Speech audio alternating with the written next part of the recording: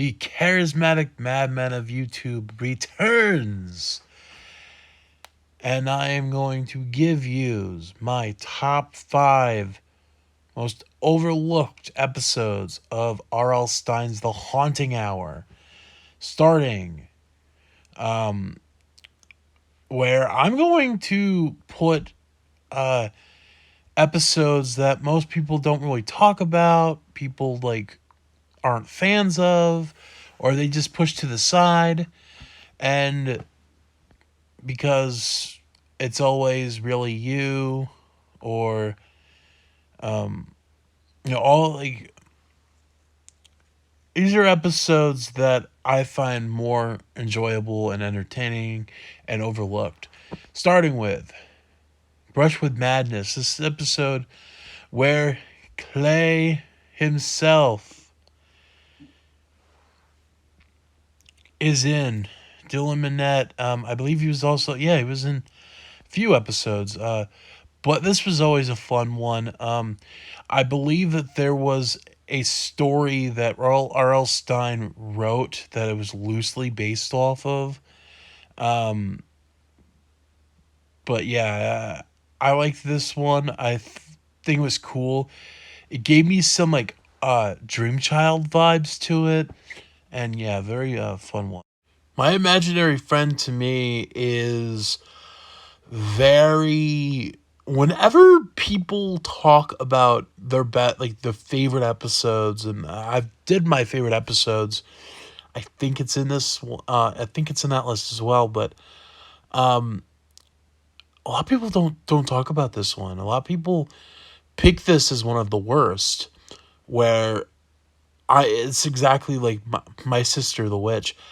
I loved this one. I think it has great character writing, great dialogue, and especially the ending, which I even watching this like then didn't see it going that way. I thought it was just gonna end very, very generic. No, it his brother, spoiler alert, is the imaginary friend. Like I did not see that coming at all.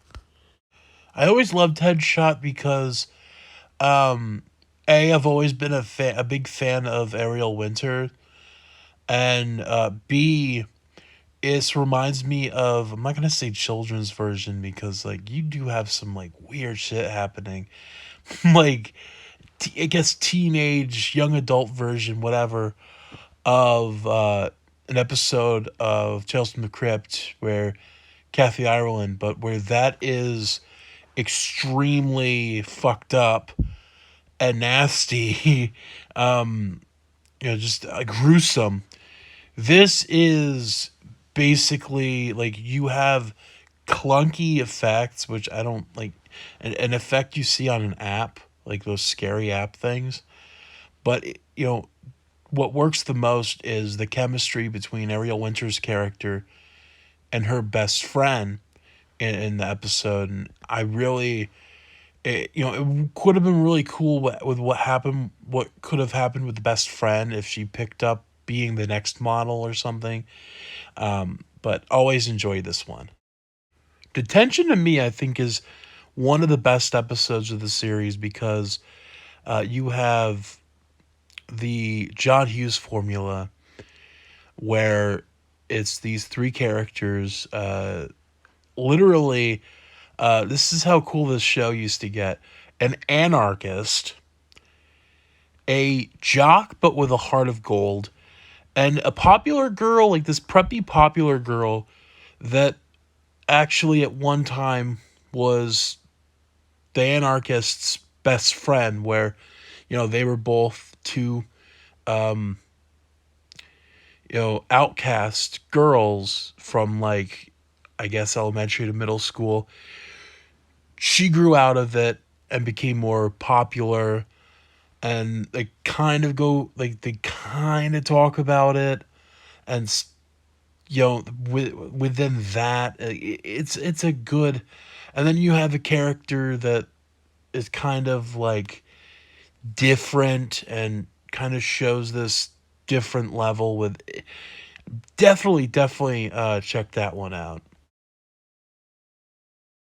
Scarecrow to me has got to be the most underrated, overlooked episode of the series because you have a character who is trying to rid get rid of the crows, goes to this mysterious salesman, and she's given this scarecrow, but your typical there's something odd with it.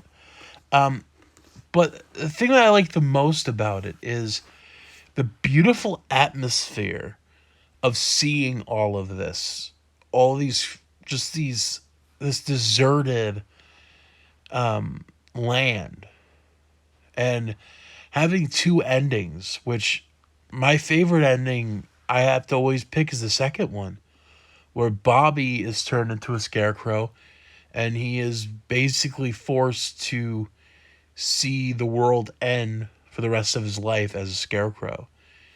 So, as this like lifeless scarecrow. And it has emotion to it with Bailey Madison's beautiful performance. This is basically where she was developing and blossoming into this great actress, and just again, always been one of the most overlooked episodes. It's one of my favorites, and you know, absolutely wonderful piece of just greatness. And I think it's not even an R.L. Stein story, and it's great. It's like wishful. It's literally scare. Be careful what you wish for. It's basically like that, where it's great, wonderful.